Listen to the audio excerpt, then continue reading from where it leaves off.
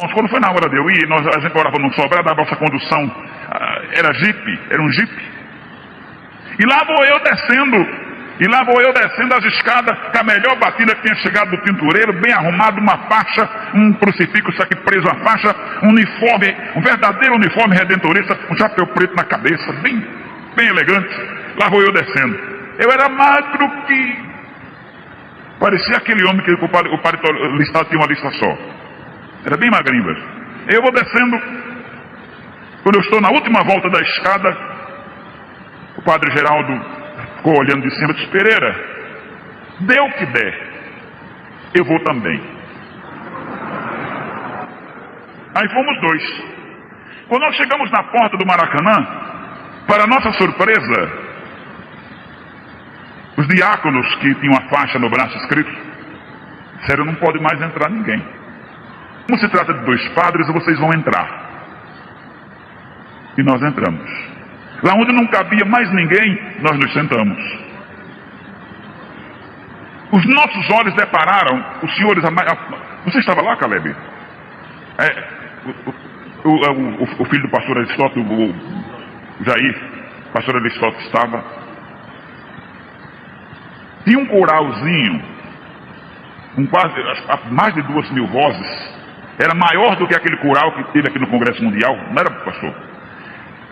Uniformizado com as cores da bandeira brasileira, irmãos. Aquele coral levantou-se, regido pelo maestro Varjão.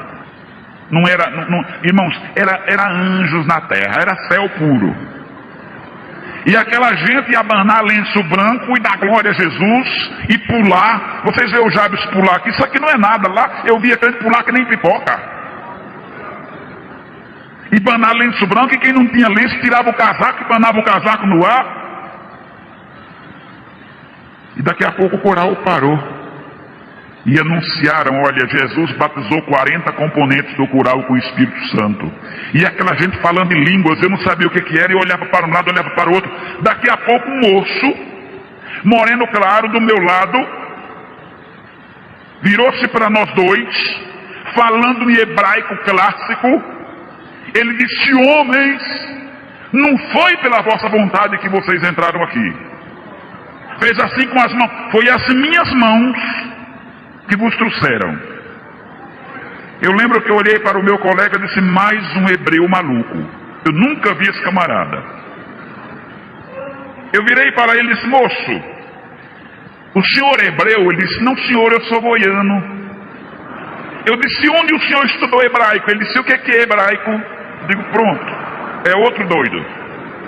Aí tem um jovem para trás de mim, o jovem pôs a mão no meu ombro assim e disse: padre, não te assusta. Esse moço foi batizado com o Espírito Santo e recebeu o dom de profecia agora. Se agora. Olha, Deus falou com vocês dois. Eu confesso, eu temi e tremi. O tema era o Espírito Santo glorificando a Cristo. Aí deram a palavra para aquele Bill Block da igreja ali no Canadá, e ele me lê Amós 4,12, a parte B do versículo, traduzido por Bernard Johnson. Ele começou a pregar sobre a lei sacerdotal. Ele disse: olha, os primeiros sacerdotes foram Arão e seus filhos. Ele disse: a lei sacerdotal durou até Zacarias. Ele disse: Zacarias foi o último sacerdote. Ele disse: o último sumo sacerdote foi o Senhor Jesus. Ele consumou a obra sacerdotal na cruz. Ele disse: e Jesus, pós-ressuscitado, nomeou uns para evangelistas, pastores, doutores e mestres. Em um tom bem firme ele disse: sacerdotes não existem mais. Eu lembro que eu virei para o padre Geraldo e disse: nós dois somos o quê? Ele disse: dois bonecos fardados. Não tem mais? Foi abolido na cruz. Mas o apelo aquela noite foi feito assim: amigo, você não gostaria de hoje experimentar um pouquinho do meu Jesus? Se você gostar dele, você fique com ele. Agora, se você não gostar, pode me devolver, eu aceito de volta. Quando ele disse: aquele que quiser experimentar um pouquinho do meu Jesus, fique em pé.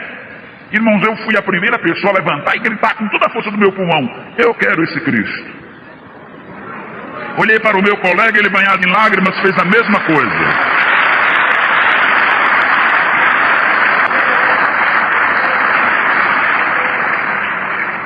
Ele disse: tantos mais quanto quiserem aceitar Jesus, desçam com eles, desçam com esses dois sacerdotes.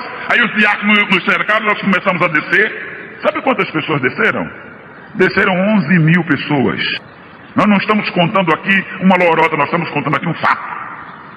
11.000 pessoas. Abalou a imprensa do Rio de Janeiro. Aí eu cheguei em casa, irmãos. Meu colega juntou a nada e desapareceu no mundo. O bispo mandou outro padre. Eu não era nada agora, era um Zé Ninguém. Sabe o que eu fiz? Mandei uma carta para a mamãe. Mamãe, eu encontrei um Cristo diferente. Irmãos, você sabe que para uma família que tem um filho padre, eles se consideram salvos. Meu filho vai rezar por mim e eu vou para o céu. Para minha família eu era o santo da casa. De repente minha mãe lê a minha carta, que agora eu não era mais um padre, eu agora era um crente. Apesar que por Vaticano eu vou morrer sendo padre. Mas na verdade eu sou. Que eu me casei e sou padre de 6. Sou pai de 6 filhos agora.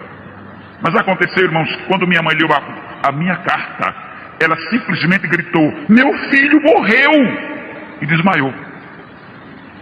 A minha mana veio, leu a carta, fez minha mãe voltar, disse: não, ele não morreu. Ele apenas ficou crente. Ela disse: não, para mim, morreu. Irmãos, acredite uma coisa. 17 dias após, eu estava almoçando quando o carteiro chegou. Ouça isso, Frei Paulo. Eu estava almoçando quando o carteiro chegou. Entregou uma carta, eu olhei, vi que era da minha mãe, abri. E mamãe dizia: meu filho, eu preferia me ver morto. Você se lembra quando se escrevia a carta, essa missiva? Se usava essa frase, né? Eu preferia pegar na alça do seu caixão. Eu preferia lhe ver ser um toxicômano qualquer. Mas já que você virou crente, como dizem os nordestinos, nunca mais eu quero ver seu rosto. Nunca mais você vai cruzar meus batentes. Te darei um jeito para lhe desmembrar da família.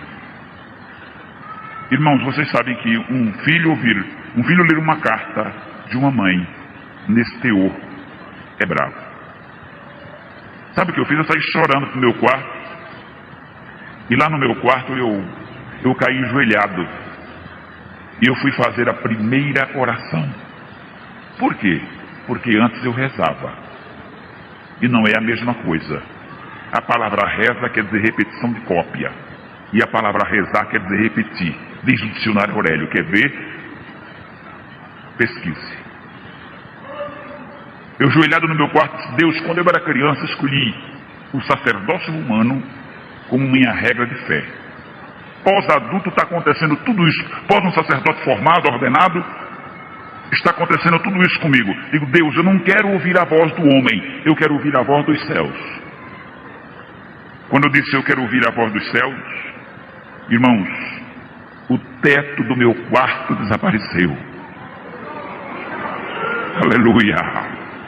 Sabe o que eu comecei a ver, irmãos? Eu comecei a ver um clarão tão forte que todas essas lâmpadas acesas ficariam trevas. E uma voz bradou nesse tom: meu filho, grande obra eu farei na tua vida. Se milhares viram o meu conhecimento pela tua instrumentalidade. Irmãos, eu só aguentei ouvir até aí. Olha, eu peço aos senhores, nunca peçam para Deus falar direto contigo, porque você não vai aguentar. É duro demais. Eu caí ali onde eu estava. Eu fui levado ao pronto-socorro municipal.